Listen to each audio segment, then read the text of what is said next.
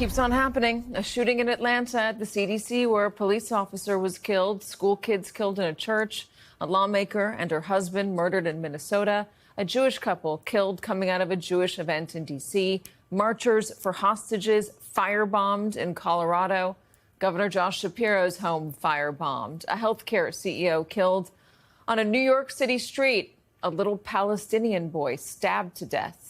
2 assassination attempts on Donald Trump, Nancy Pelosi's husband hit in the head with a hammer, an insurrection, a riot at the Capitol where rioters chanted, "Hang Mike Pence," a plot to kidnap Gretchen Whitmer. Democrats, Republicans, scientists, CEOs, protesters, Jews, Muslims, Christians, Catholics, little kids. Again, as the New York Times, Ezra Klein warns, political violence is contagious. It is spreading. It is not confined to one side or belief system. It should terrify us all. Joining us now, staff writer for The Atlantic, McKay Coppins, New York Times chief White House correspondent and MSNBC political analyst Peter Baker, and Punchbowl News co-founder and MSNBC political contributor Jake Sherman. McKay, Utah is where you call home. Tell us a little bit about your state, how it's doing right now.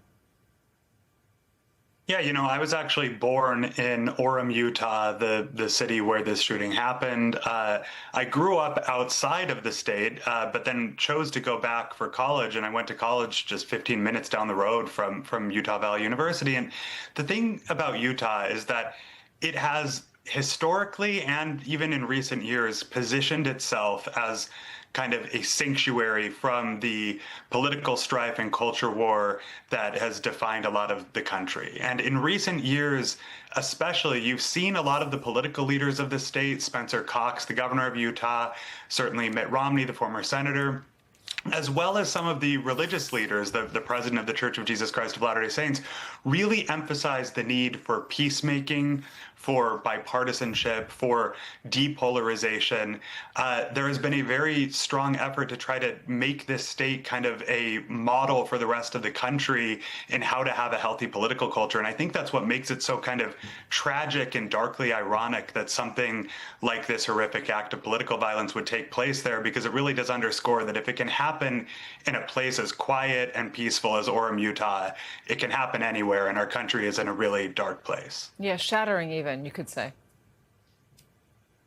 Yeah, absolutely. I think it's shattering the sort of ideal that a lot of Utahns have, that they can be keep themselves safe from the really toxic elements of our culture and our politics. And I have to just say, in recent years, I've spent a lot of time talking to various Utah politicians, and I've heard them one after the other kind of remark in increasingly alarmed terms that they're seeing some of the worst elements of political extremism start to seep into their state. Now, nothing like this has ever happened there, but time and time again, I've heard them warn, there's been kind of a breach in the bulwark that we thought we were against the worst parts of our politics. And so I think that probably some people paying close attention in Utah are, not surprised, even if they are really, despairing about what happened Something yesterday. that's collectively broken in our culture. Look at every headline that you turn to today. I'm not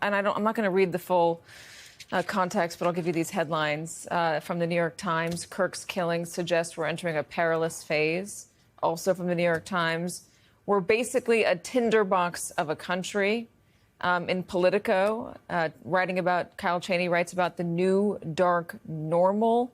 Jake, lawmakers are saying something pretty similar. Let me play 2 sound bites for you. One is Senator Richard Blumenthal, and then we're going to play right after that Senator Josh Hawley. It's a profoundly scary, stomach-turning point in our history when we are so vulnerable to this kind of violence, and it is so repetitive and regretful. Violence of all kinds is abhorrent, and the attempt to attribute it to one political view or another, I think, misses the point, which is that the increasing pace and quickening repetition of violence ought to be condemned no matter what political stripe it appears to reflect. We are at a precipice in this country when public discourse will no longer be possible, when public appearances will be reduced because of the legitimate fear that a single crazy person can imperil public officials who make themselves accessible. This is just, it's beyond tragic.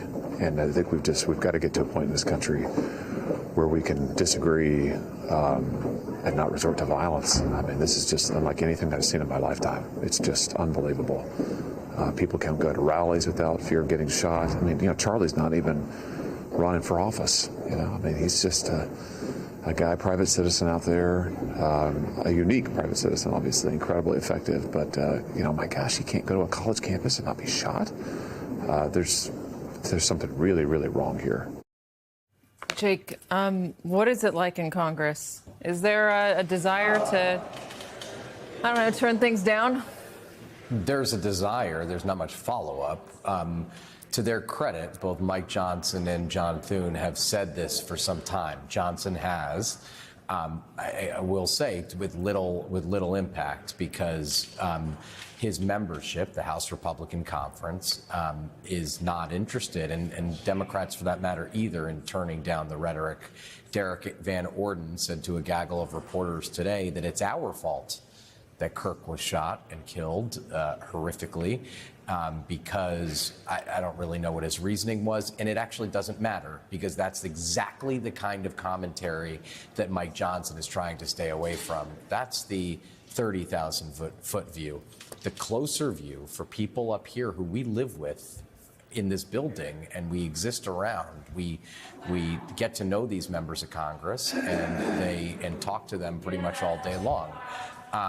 The reality is most of these people, there's 535 members of Congress, maybe 10 to 12 have security details if they're in the leadership. Mike Johnson is in the line of succession. If there's an imminent threat on a member of Congress's life that's not in the leadership, they will get a security detail.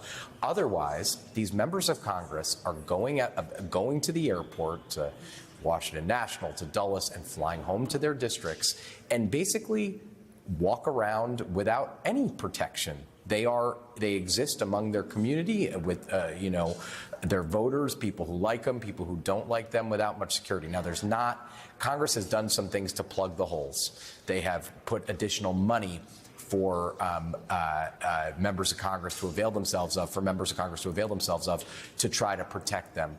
Some have, some haven't. But Mike Johnson said this morning, we can't give 535 people security details. It would cost billions of dollars, and we'd have to hire 5,000 new Capitol Police officers.